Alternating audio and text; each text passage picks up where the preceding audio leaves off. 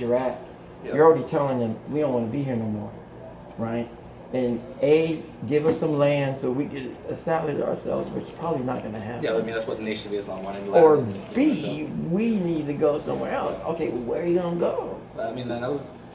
And I remember I was just reading somewhere, I was thinking like countries like say Ghana or Nigeria where they speak predominantly English would be okay, but then Ghana just made a pact with the United States to have the U.S. come in and use up all the land. Like, what are you doing?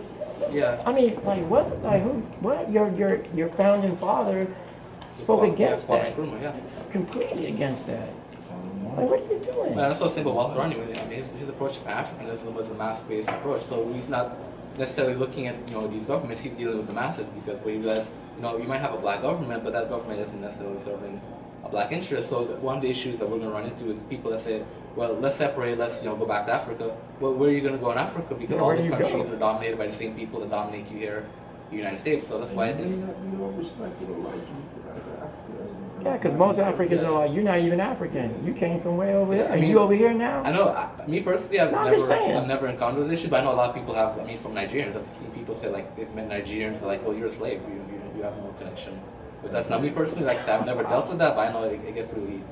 I mean, I've met Africans that come here and have the same comments about black Americans would make all kinds of negative comments. So I mean, again, it goes back to why it's so difficult to organize black people because even just national divisions, you have people that won't deal with a particular person because you're from Africa or you're from the Caribbean. I mean, even within the Caribbean, you have certain islands that don't like you. Certain people. So we have all kinds of. I've heard people like Caribbean. My island is bigger than yours. You're like, what? It's not even yours. The problem is this. This is the problem, right? You have black bodies of white minds. Black bodies, white mind. So you have a black body, right? But even your tastes, your aspirations, your tastes, your food you eat, the car you drive, the watch you wear, everything about you is still white. So if the white man were to even disappear, you would still have his mind. So really it's about recapturing, re-Africanizing yourself. Even those on the continent are white-minded in their own country, from religion to politics, and so forth. So then again, also these systems are basically all set up by Europeans. Politics is a European system. Right. Think about it. Okay, with ANC, EF. It's all lined up to fall into the power play. If you go against that resource, land, oil, gold, metals alliance, global alliance, you'll be eliminated. So we got to go beyond politics and begin to understand the strategic minerals in the ground because that's what activates and moves government and money and people and military. That's where we're at. So get away your dashiki, and that's fine, and Wakanda, and that's fine, and Black Panther, and that's fine. But the thing about it is changing the black body with the white mind. From your woman, to the kids watch on TV, the whole entire thing, your whole religion, the whole, even having to have to adapt at the job to accommodate the boss, so to speak, is damaging to the psyche. Living in that, what did your boys call it? The double conscious. Yeah, double consciousness. Wow. That right there. So you got to go overcome that. The double conscious. Wow. White line. Yes. Between yeah, that's the problem. That's the problem. That's the problem. The black body with the white mind.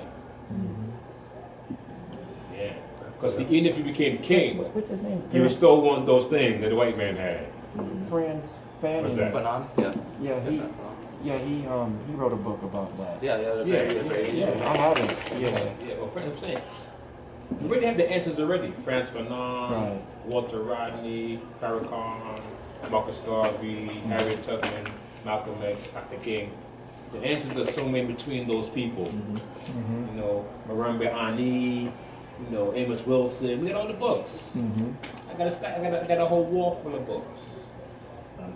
But the brother here said that, but the problem how do we, like you said a while ago, right? How do we How do we now take these feelings, these emotions, these fears, these concerns, how do we galvanize them? See, he's here with his son. Right? He could be at Disney on rides. So he's here. Well, he wanted to go to Legoland. I was like, yeah, he was going to Legoland. I'm good, so man. What he's doing is very powerful, right? He's bringing his son here. You're not going to the basketball game downtown or the football game, Magic, whatever. He got his son here. So he's serious. He's putting his son, he's exposing his son to this. Not to expose them, they're not going to do that school. Not going to get at school. No. And you know what? You always have to walk. We talked about it before. You always got to walk that fine line. I'm a stickler for giving my son an education, Right, okay. but I'm also a stickler for you learning about yourself. Right, yeah. You know what I mean? Because they, like I said, they're not going to teach you anything about yourself in school. And I got that from you also. Yeah, I know. Because education is great. Formal education is great. Self-education is better because without your self-education, that motivation to uplift and build yourself is not going to be there because you're not going to get it from outside. Period. You shouldn't have to look for it outside anyway. Anyway, yeah. You should be about it yourself. And that's the type of stuff I had to beat into my son's head. You know what I mean? You got to. So you're changing the whole paradigm. You're changing the whole paradigm. And not to cut you off, but like you said about visuals on TV, garbage on the radio, all the rest of stuff. It's so hard to fight those stuff. I mean, I'm just a teenager. Right. You know what I mean? But at the same time, I grew up in the era of, public enemy and X-Men and stuff like that. You know what I mean? So it was always out there. Those images are already out there. Like I was always saw and always heard, okay, this dude said Assalamu Alaikum in the song. What is that about? Okay, let me look and research that and see what that is about. Nowadays, kids, man, they You don't even hear that in the I song hate no that more. fact that they cover up so much and they put so much garbage out there for them to see. I really can't stand that. You know what the garbage sells though? It's like fast It food. does. It's like does. fast food. It's Yeah. fast food. And it's quick garbage. It's quick garbage. Garbage. It's Quick garbage here. It's garbage I mean, there. the thing about the rap garbage that people don't really look at is who's buying the garbage. The Oh, majority of oh, people yeah. that buy rap albums are not black people, it's No. white people consuming It's the not- garbage. it's not more so than- it's a situation where white people actually dictate what's being put out there in But terms they're of music. trying to dictate it. And then they control the record Because industry I as well. was, like Dre tell you, I was always in the hip hop culture. You know what I mean? But the stuff that y'all put out now, there's no way I would want anybody listening to, not just black, white, anybody, because this is some mess. You're not even animals. You wouldn't even play music Yeah, for some exactly. I animals for wouldn't your play dog or that. cat. You know what I'm saying? Well, first of all, This is horrible, if that man. music really liberated black people, it would be banned. Yeah. If it really liberated Yeah. black people, But that's it would what be they banned. did. But that's what they did. They That's changed up that's the whole exactly industry. What they did. They Yeah. changed that paradigm. Changed it, You're not listening to this no more. There's too many of y'all going to you remember a different world and everything. You know, showing my age right there. Right. Oh, You know no, what I I'm mean? But with you, man. All that stuff came on. I was like, I'm going to college and the rest of stuff. Now the images on TV is hip hop Miami, a bunch of people running around with money that's not theirs. Hip-hop acting wives. fool. Oh my Crazy. God! I don't even watch regular television. No. Let me piggyback off something my brothers had just said about the black mind and white mind and the black body. To add on to that, and then what you was also saying about the education, there's education and there's education. Okay, and to get that white mind out of that black body is to find a way to get back to your beginning, to your origin, and put that black mind back in that black body.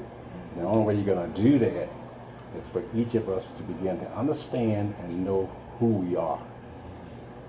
And if you don't know who you are, you're never going to replace that white mind.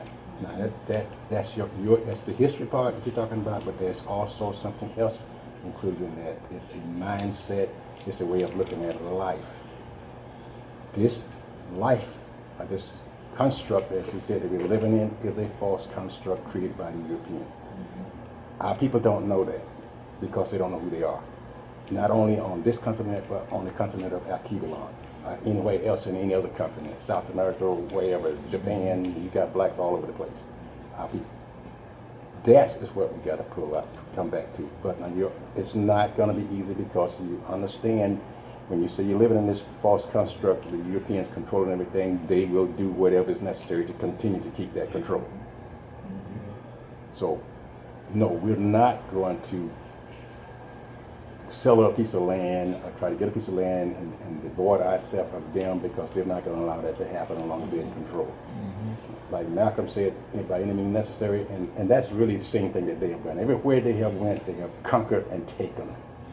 They're not going to give it back. They're not going to give the land back. They're not going to give you your mind back. So you might as well hold your breath and not 40 acres and a mule. Yeah, that ain't coming. That ain't coming. Okay, That's not coming. but unless you go out and take it. Yeah, unless Okay, you take so it.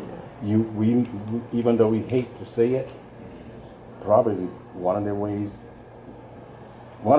that we're gonna ever, as a black people, get out of this situation, they're gonna have to take us seriously if we mean business and that we're willing to die for